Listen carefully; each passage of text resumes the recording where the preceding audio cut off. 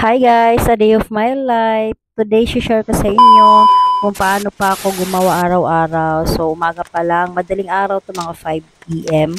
Ayun, so nagre-ready ako ng aking kape.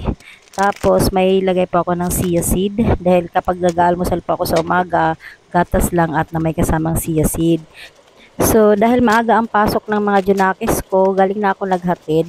So, pag-uwi ko, ito talaga ang routine ko para pag umaga, nagwawalis muna ako, tas naglilinis dyan sa paligid ng aking bahay, kahit may small lang. Ayan, guys. So, nililinisan ko dahil maya-maya matutulog kasi ako. Pagkatulog ko, magigising uli ako ng 8:30 or 9 p.m.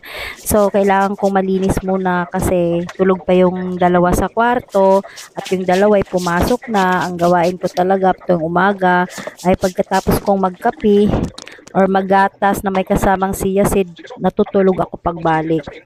Ayan, so makikita nyo naman na nagtitimpla ako, tas magwawalis, maglilinis. Iniikot ko yan hanggang dun sa dulo. Di kagandahan yung bahay namin, pero kailangan kong maging malinis sa umaga. Kasi pagka nagising na yung mga yan, hindi na po ako makakalinis niyan.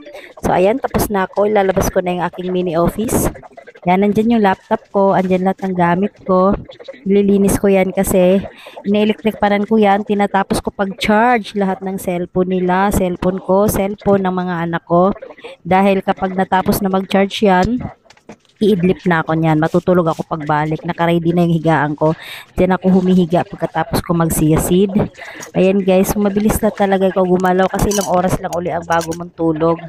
Ayan, so hindi ko talaga alam kung anong gagawin ko araw-araw pero yun na yung routine ko araw-araw.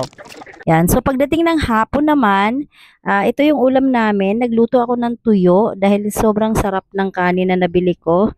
At ito ang ulam ko dahil paggabi wala naman ng ibang ulam, kundi maghanap ka na lang ng lutong ulam. Hindi po ako marunong magluto. Kaya po, sa karinderya talaga araw-araw ang takbo ko, either bibili ako ng ulam. Ayan, so guys, kain